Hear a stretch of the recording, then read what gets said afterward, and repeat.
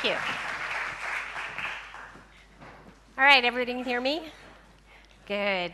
Good morning. How's everybody? So I want a raise of hands because I am going to talk about, you hear a lot of terminology. There's customer service design, there's service design, there's design thinking. But I want to talk a little bit about how that relates to why we as product managers want to go after that. So I would love people to raise their hands. Have they actually worked with their design community within their organizations on service design? How many people have? Oh, good. Good. So what I want to do today is actually take you on a little bit of a journey.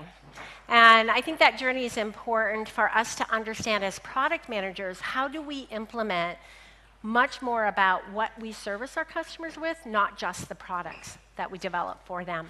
So I am going to quote a famous quote, which is, happiness is about the journey, not the destination, because it's those moments in that journey that become very powerful for users. So I'm going to do a personal experience. I'm sure you guys have tons of them also. They happen to us every day. But my 89-year-old father passed away a year ago.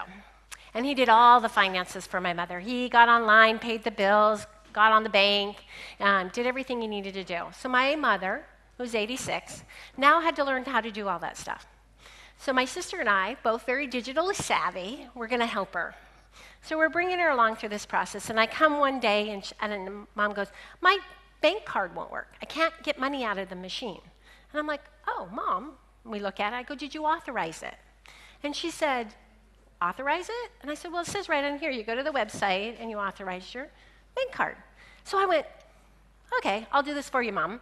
So I made her sit down with me, and we're in front of the terminal, and we start down this process, and the link they gave us took us to a page, and I'm looking all over the page, and in the US, which, and other countries too, the word debit is used a lot, right? So it's a debit card. Is the word debit anywhere on that website? Nowhere. Nowhere on that website was the word debit. So I'm looking around going, it said cash card. We never use the word cash card. Never. It's a debit card. So I look around, and she's looking around, and I finally said, well, let's just click on the cash card and see if that's it, to authorize this debit card. We probably sat there for maybe 15, 20 minutes till we decided to click on that. Guess where they used the word debit? Once we clicked on cash card. And that's just a simple example of how difficult we make it for our customers to understand whatever product or service you're offering them in that journey, that it is easy, obvious, they can do it quickly. Then it gets even bigger than that. So now I want to walk through for a few minutes kind of the impact that's happened to us probably over the last 10 to 15 years. Marty was awesome because he talked about some of these companies, but I want to talk a minute about what did they do? They disrupted our market, but it was around service design. So let's start with Netflix. Netflix did not kill Blockbuster, and I don't know if over here anybody knew who Blockbuster was, but back in the day, you could go to a store and you could actually rent a DVD and take it home. Blockbuster went out of business. And it's because they had ridiculous late fees. If you were late, you paid a really hefty fine if you didn't deliver that DVD back on time. So Netflix took a completely different model to the same industry as us watching movies and shows and made it simple for us to get done. Uber. Uber's heavily in the US and several other countries. I don't think in Budapest you guys have Uber capability today. But they're killing the taxi business. They absolutely are. And why are they? Because it was limited access and fare control. They've made it cheaper. They make it easy for you to pay. You don't have to do a tip. It's all provided very easily. Apple. Back when Jobs introduced the iPod and the music industry, what did he do? He forced it out of buying full-length records. And we could buy song by song. Amazon. They didn't kill other retailers. What killed them? Poor customer service. That's what killed the retailer space that haven't followed along with what Amazon's purpose is. And if you read a lot about Amazon, you guys probably all have, you literally Jeff, they used to say, when you come in and you say, I'm talking about a product, I knew one of the product managers on the Kindle, she said he always said, well, what's the impact to the customer? He wouldn't ask what the problem was. He wanted to know what impact, whatever your problem was with your product, with your customer. It was always about the customer that he talked about. And she said, you had to be prepared for that. You couldn't just walk in and do that and talk about the problem. He wanted to know what the customer impact was first. So they really focused and tries hard to create that customer experience. Airbnb, it's killing the hotel industry. Why? Limited availability and pricing options in the hotel industry. Now you can, same with Uber, you can stay somewhere cheaper. And then finally, we look at all this and we say technology in itself is not the disruptor. Technology is needed. We're in a very digital space today, but it's really about not being customer-centric. We're forgetting that the technology is not going to make you customer-centric. You have to think about those human interactions that go with that. So I just clicked through all this. Sorry, I wasn't clicking. I was talking. So then finally, customer centricity. And I think this follows along with us as product managers to try to think about what that means. It's a way of doing business. And it's about the customer. And how we provide that positive impact to that customer is the most power we can give in the experience. So what I want to do now is kind of drive into, I'm going to talk a little bit about some companies. I just talked about some, a few more, that actually have increased their revenues dramatically by using service design as part of their ecosystem of how they deliver their products. So this is a study that was done by DMI. And it has a design index. So this is design thinking. And this was done in 2013, 14, and 15. And companies like Apple, Coca-Cola, Procter & Gamble, Ford, Intuit use service design and design thinking in for very complex problems. And they design for experience. And they actually have increased in the S&P 500 by over 211%.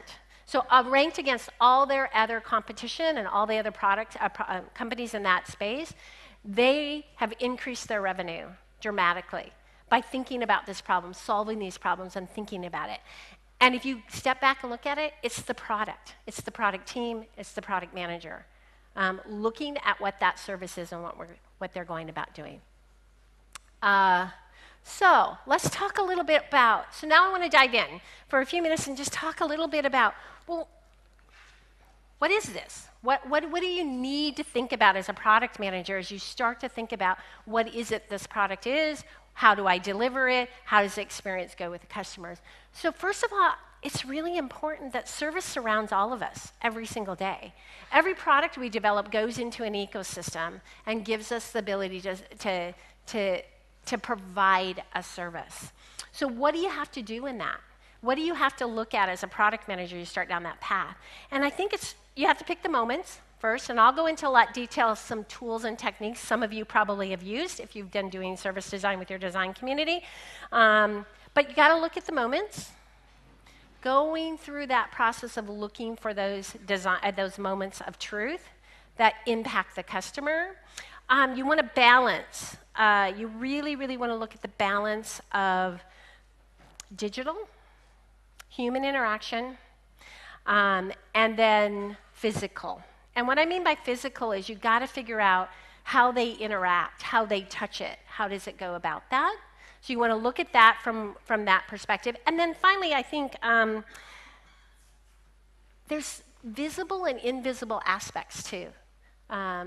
What you have to think about. And the invisible are the important ones. You can identify the visible moments that should be important moments to get somebody through an experience, but it's the invisible moments. And I'll talk about that in a little bit. But the invisible moments are literally, you think the technology take care of it, but what if something goes wrong?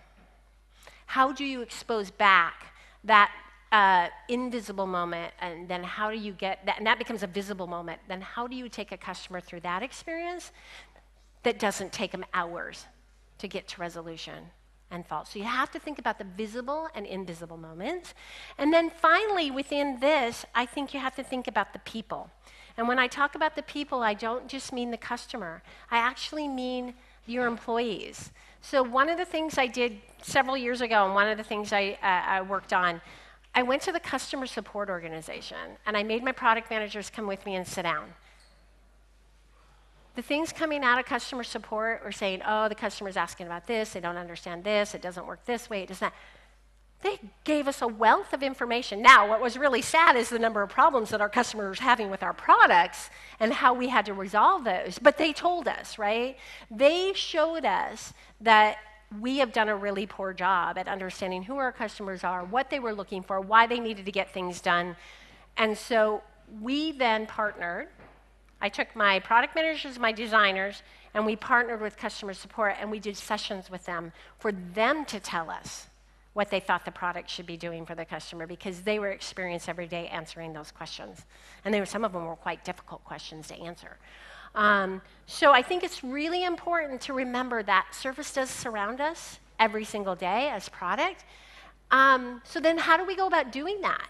Well, I think it's really important, and you guys probably, customer journey maps, has people done those too, a few of those? Yeah. Customer journey maps are extremely important, but there's more to it than that. And we're going to get into a service blueprint in a little bit.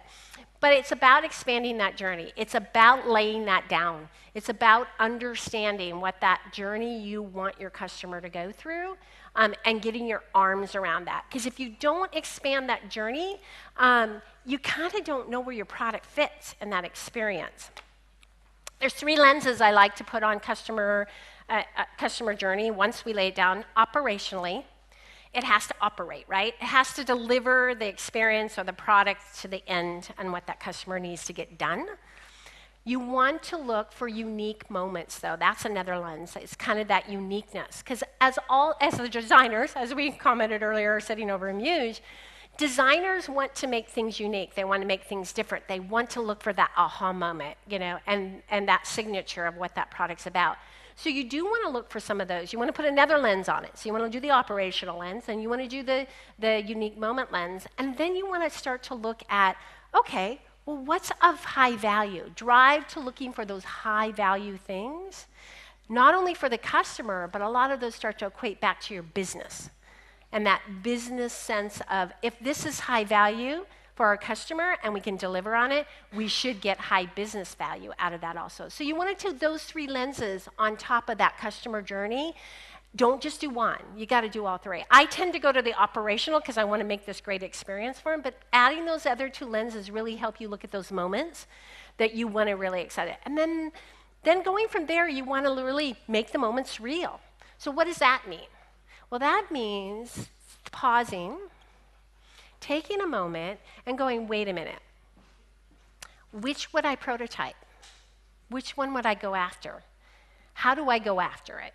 And I think prototyping is really, really important. You do have to get a feel for what you want those moments to look like and want to do that, but look for the bigger ones to actually prototype so that you're solving a more complex problem. And go after that, because you want to take some level of risk there so that you're making sure when you prototype that you're addressing what you believe to start to be the problems that you want to deliver, that you're solving for your customer. So take those risks a little bit. So make those moments real. Again, you're doing this with your product team and coming across all that and making that happen. And then finally, the most important part is you got to share it. So Marty was talking a lot about empowered teams. And I think it happens in all levels of the organizations. You have to be empowered and trusted, but you also have to share what you're doing. And I think one of the biggest challenges we have as product managers is sharing what we're doing in a way that our senior management and others understand what we're focusing on and why we're focusing on that. And I think that's extremely important. So you want to lay down that vision. You want to craft a blueprint so people understand you're both looking at the customer experience and you're looking at the infrastructure that has to go that in a simple way. And then From there, once you start to share that and you start to learn on top of that, then you iterate through it. So it's something you can continually use because it's not going to be stagnant. You're going to continue to look at your experience you're delivering and iterate on that as you go through the process of building that and putting that together. So sharing is really important across the organization, up in the organization, and so forth. So you look at that and you go, okay, then where am I now? If I do all of these things and I start to lay this out and I work with my design community to start laying some of these pieces out, where does that take me? Well, I think at this point you start to blend both products and services together and you start thinking about the experience itself. So I'm going to take another one. So Uber. So if you were going to describe Uber, what would you describe it as? It's a mobile app, right? It's something you downloaded to your phone. It's a mobile app. But that's not what Uber was doing. That was a convenience. What they were really doing is trying to take you from point A to point B. It was an experience. And how easy is that experience? So the product was offering the service. The product ended up being this mobile app. The product ended up being the interaction with that mobile app. But in the end, it was the service that they were providing, because that's what got you there. That person in that car got you to where you wanted to go. And if they wouldn't have thought about that, I don't think they would have been as successful as they were at delivering that experience of that product. Another one that in the US, does anybody know Zappos? People know Zappos? Yeah, okay. Zappos is a company that was started quite a few years ago. And interesting enough, if you've ever, first time, bought something from Zappos started selling shoes, but they weren't selling shoes. They were actually, if you talk to the president of Zappos, he always talked to the CEO of Zappos. He's always talked about, no, it's about customer service. That's who we are. That's what we deliver. So the first time you buy a pair of shoes from them, first time I bought a pair of shoes, I bought it. I did the standard shipment, 5 to 7 days. I didn't think anything. I was going to wait for these shoes to show up. Next day, they were on my doorstep. I didn't pay for that. I didn't ask for that, but they gave me a delightful experience that I had my shoes the next day. Then you can take those shoes and return them 365 days of the year. You have that much time. They thought they were selling shoes, but they weren't thinking about selling shoes. They were thinking about selling you on an experience that will make you come back. And those are iconic things that you look at from when you look at service design, but it's pausing and thinking about that. The product you develop is in what kind of ecosystem that you guys want to deliver on. And it's the full gamut of the company. It can be from selling that product. How does it get sold? Once it's sold, how do they get it? Once they get it, how do they use it? And once they use it, how do they get help? And the help could be digital or it could be not, but how do they get help on it? And you got to think of that gamut of how your product thinks and it fits in that environment and how you want to think through that. So with all that said, what I'd like to do is now talk a little bit more about the product manager and what your guys' roles really are and some tools and techniques that I think, I selected a few and they're out there. But I think these I've found to be the most powerful for me to get started as a product manager and go through that process. So let's go into that for a minute. I mentioned it before, and I want to mention it again. We're a service-based economy. We are. Every interaction you do any day with any kind of digital thing, there's a service associated with it. So I want you guys to start thinking about you're a product-based business with a service-based innovation. So you are a product-based business, you are product managers, but think about the service innovation that you want to go along with that.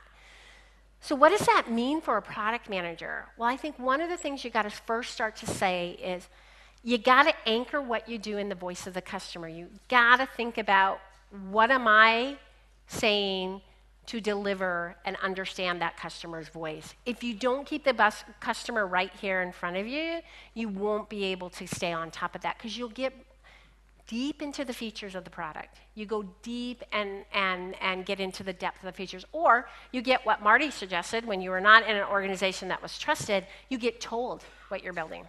So then you get told, so you run off and develop the features for what you're being told to deliver on. You forget about the experience. You figure out the customer. You figure out that voice, and it's the voice. It's the voice of the customer. What are they saying?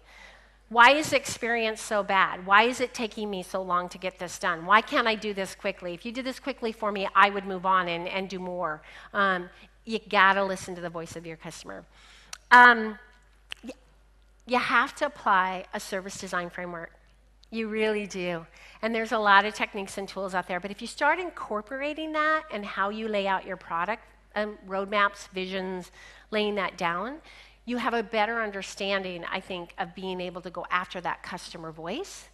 And new product development, existing product development. Because the thing is, in existing product development, you get the opportunity to go back, right? You have a customer journey you can look at. You can see how painful it is, how bad it is, and you can fix that. But even in new product development, that service framework is really good because you want that input from that customers that you're going to actually deliver this new product to.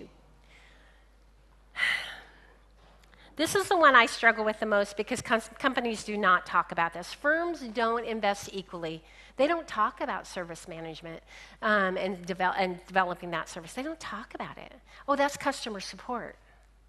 So many companies I work from, when I bring this up, oh, you're talking about service design? Oh, that's for the customer support organization. We're going to design an experience so that the customer has a problem. It's much bigger and broader than that. And it can be encapsulated. Is that part of it? Absolutely, but it's not just that. It really isn't. And in some of the companies I work for, that's where it started. When you brought it up, that's where they thought you were going. And I don't want it to go there. I want it to be a service I deliver to the customer. So we all call ourselves product managers. Most of the people in the room are called a product manager, right? What if we called ourselves a service manager? What does that mean? What's the difference? And I'll talk about that in a minute. But I think the role of the service manager should gain some more prominence to start talking about you're providing a service. You know, technology helps tremendously. But, you know, as you think about giving value and getting results, you want to use digital, and 100% of that digital will help you get there. And you want to rely on that, and you want to drive into that. But don't forget the human aspect of it, because there is some. There's times in which a human needs to get touched to help somebody. There is in almost all of the flows that we deal with today. How many people have got on and they wanted to do something, they had to call a number to get help, and you go through all the different menus, and then you go all through all the different menus again. You can't get to a human. You just want to hit 0 or whatever the number is and say, let me talk to somebody. And it's painful today. They do that for efficiencies. Companies do, right? Businesses do to support you. It's a horrible experience. You burn a lot of time because they can't think of enough scenarios to get you through that process because your customer might be slightly different. I was talking to somebody last night, and they said they were trying to get insurance for an au pair that they had. Took the person 5 hours to get that insurance, that car insurance for that person. But it happens every day. Why did that person have to spend 5 hours to get that task done? It's silly. They're wasting our time. They don't care about our time. They don't care about who we are. So the digital does help, but you have to be really careful with 100% digital always get you there.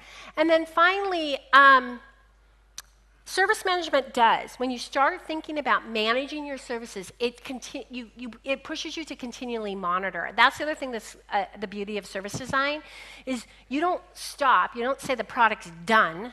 You think constantly about how that product is interacting in that environment that you are trying to service in. So you constantly are coming back to that and looking through that. And then finally, you got to measure. And I'll talk about that a little bit more. But you got to lay down measurement. You got to know the value of your impact. Because if you don't, where are you at? What impact are you having and what's going on? So as a product manager, these are the types of things that if you can start thinking about those and then applying techniques from a service design perspective with your design community in your companies, we'll kind of get there. So the question I ask you guys all today, how do you manage? Do you organize features, functions into roadmaps and incrementally advance the product value? Is that what most of us do today as product managers? I know I have. I've done that, forgetting the fact that I need to understand the desired outcomes of that customer. And we work at it. Trust me, you do user research, your designers are working on design. You try to go through that process, but I just don't think we keep enough attention here. Because what are we worried about? We're worried about robustness, price, competitiveness, and transactional sales, because that's the business things that our businesses ask us to worry about. We don't put this first. We don't go after that first because the business is asking us to, we gotta make revenue. What is this product doing competitively? How many sales has it had? So you have to, as a product manager, be aware of that. But I think we lead a lot more at servicing our businesses that way than looking at how to successfully measure in the terms of the service level we attain, the utilization, and the rewards we give for doing that. So that's when I went, on the other slide, talked about being a product manager and being a service manager. And so you can be a product manager that does service management, but think about that terminology even in your companies and start talking about service management, because then you'll talk a lot more about what you're serving for the customer. Get that terminology into place. As I've started to do that in some of the places I've worked, it does work, guys. They start going, wait a minute. Oh, you're looking at the end-to-end, or you're looking at the more holistic picture of what your product and how it fits in. You touch a lot different parts of the organization. You start to touch sales, you touch customer support, you touch marketing, you touch finance, because you're talking about it based on the customer and then equating that back to that.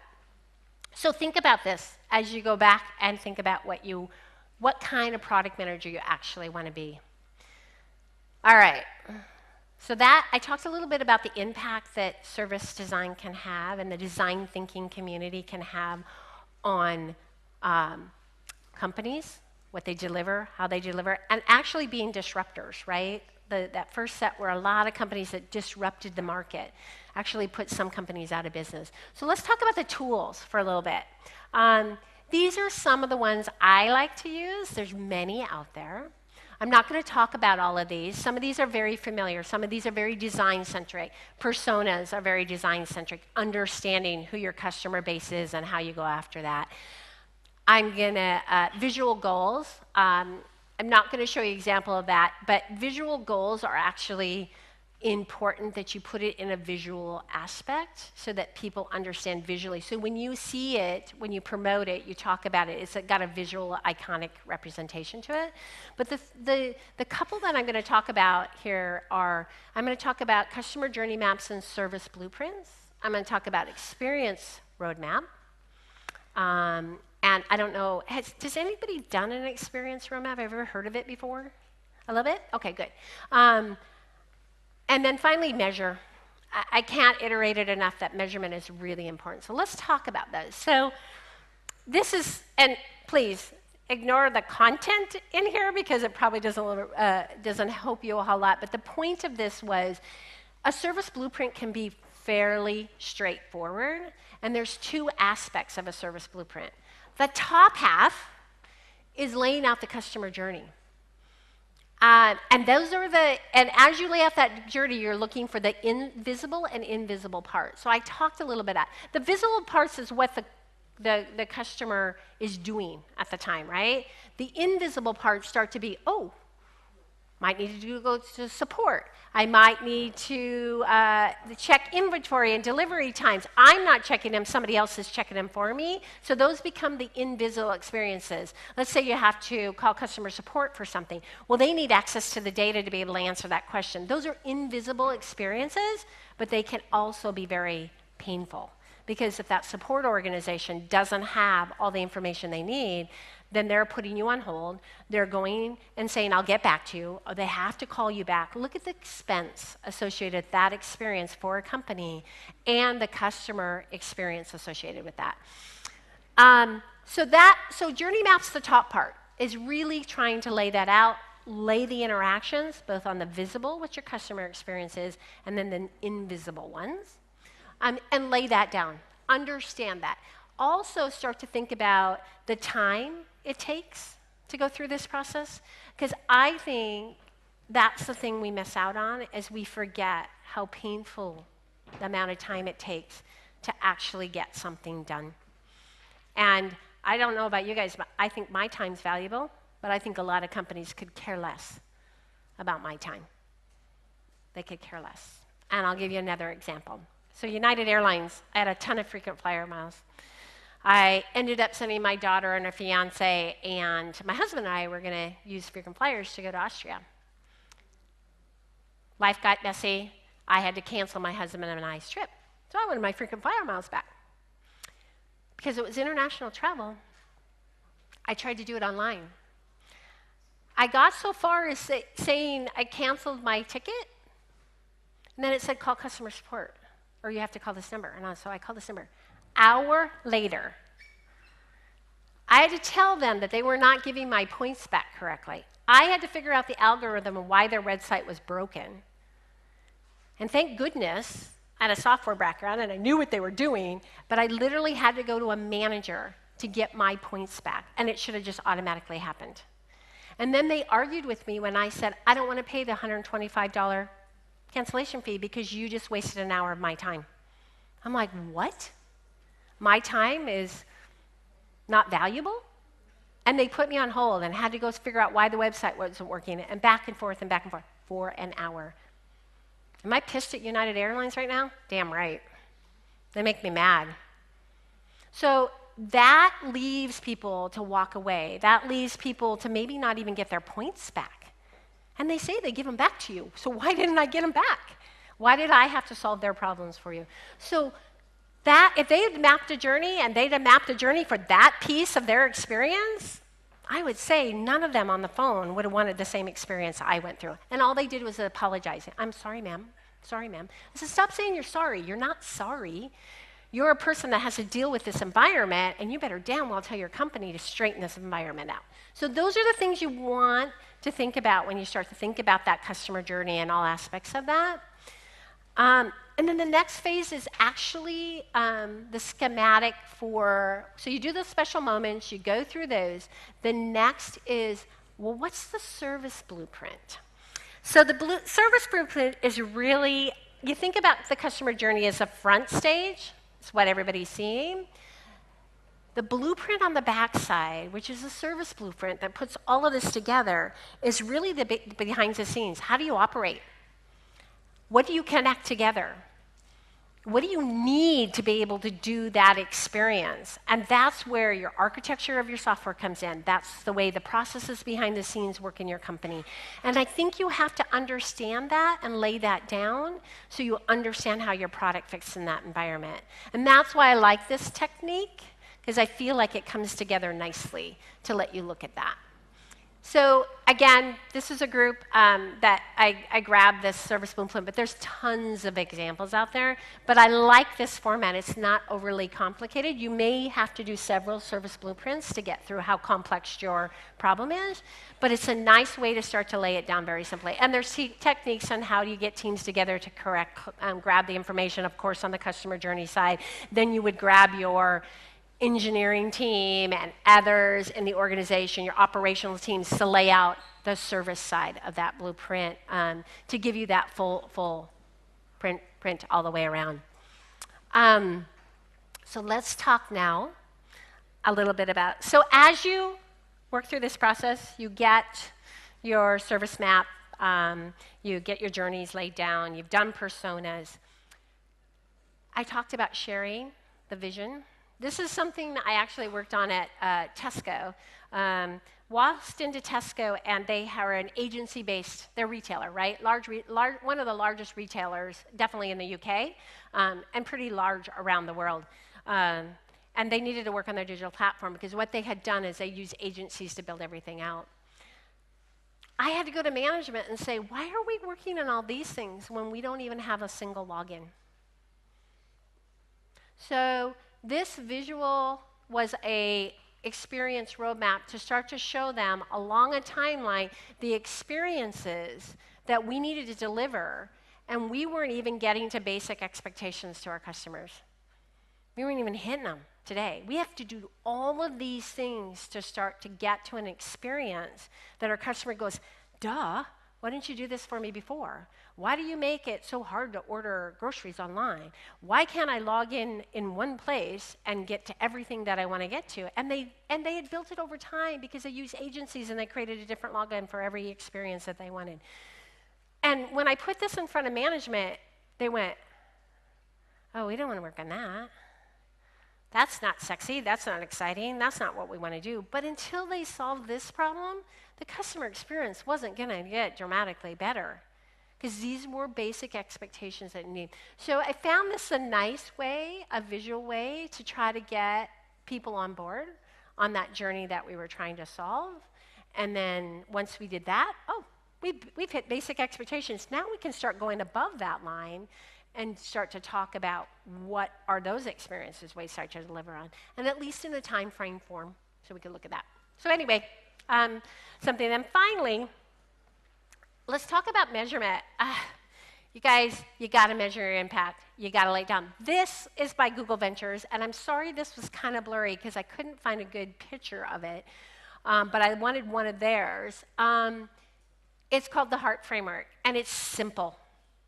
There's a lot of measurement tools out there, but you do this at the beginning. You decide what you think is going to be unique in the happiness of those moments that you lay out for your customers from your product perspective. You decide how do you measure engagement? How do you keep them engaged? What will pull them in? You think about adoption. What's your base? How big do you want your base to be? Maybe you have a base today and you're growing it by X-fold, right? Think about how you would measure adoption. What does adoption mean? And you look at the goal that you're trying to go after. You look for signals. So that would be your measurement as you start to do that. And then you start to identify your metrics that are laid down of that. Retention and task success. Task success, so the T in HEART, is one that I find very interesting to think. Because you think that's very systematic based. But I think that's where the time comes in, is the task successful because they could do it quickly? It was intuitive? How do you measure that? That's one that's harder to measure sometimes. You can do the time, but it's a little bit harder to measure. But if you do a mobile app or if you do a website, you've got tools and capabilities to measure how quickly somebody can move through it. There's tons of ability to do that out there. So try to identify those goals, and then as you deliver, you measure it, and you keep iterating and coming back to this and looking at it. And you never leave this. You continually know your product and how it works out there with your customer if you put these together and you instrument for that information to come back into you. Then you can't walk away and say, I'm done with the product. We're done. What does that mean? How can it be done? It's your product. It's out there living and creating revenue for the company and hopefully delight for your customers. So it's nice, clean. Google does a lot of great stuff, as Marty was talking about, how they empower and who they hire. But this is a nice, simple way to structure how do you measure. But you got to do it. Continually iterate, continually measure in what you're doing. All right. So I talked about several of these things, and they all come through the phasing. So we talk about Agile. We all do Agile. What does it mean? I'm not a big fan of using Agile as an excuse, which I hear a lot. Organizations say, well, we're Agile, we can't do that. Oh, we're Agile, we can't literally lay out those plans. And I was like, what the? I don't understand what that means. It's not an excuse not to spend the time and energy to go through this process. So I look at this, as you go through the different pieces you pull together, I love this one because it was around lean startup. But it combines design thinking, lean startup, and agile. And guess what? Customer journey map, starting to lay that out, trying to understand what your service blueprint is. Laying that. Well, guess what? That's not a circle. You gotta spend some time planning that. You gotta take a little bit of energy and start to lay that down. Then you start to understand that product strategy you put together. How do you relate to that to your product that you're gonna deliver in that experience? Then you can get into the iteration, because that's building the prototype, that's measuring it, it's going back, checking with the customer set that you're working with. Are you building the right thing? And iterate through that, lay out your sprints, do all those kind of things. But you gotta do a little bit of upfront. You can't avoid doing that. As product managers, that's our job, to be able to do that. And then in the back, I talked about it, it's measurement, coming back to it, going through it, making it happen. So it fits nicely into this model. So it's not just agile. It's really about design thinking, agile, and then that lean startup concept is where this came from, which is a big term nowadays. You hear that more than you hear agile, about being lean and how do you get going quickly and how do you make things happen. So those feed nicely in an iterative approach to where you use those techniques and tools in the organization to do this. So I just want to kind of walk through really quickly what I just talked about. I talked a lot about sharing the vision. Got to do it up, out, sideways, down. You need to share what you're doing here. You want input from lots of pieces of the organization. So craft that blueprint. Build those visual goals and experience maps so you can actually share it and build alignment in the organization. Flexibility. Be flexible. We don't have all the answers. We don't know what it all is about, but be flexible. And then finally, I can't talk about it much, but you're going to measure that success of the voice of the customer. You've got to measure it and measure it and measure it on a consistent basis. So I'm going to leave you with this. When you start experiencing design thinking and service design and critical thinking and product, and you continuously innovate, you end up walking into product as a service. It's no longer just a product, no longer just a service. It's a product as a service. And you start thinking differently and going down that path. So as product managers, I'd like to leave you with that, the power behind thinking about design from a service perspective. Think about your critical thinking and your product piece, bringing those two together and actually starting to deliver product as a service, not just a product. Thank you.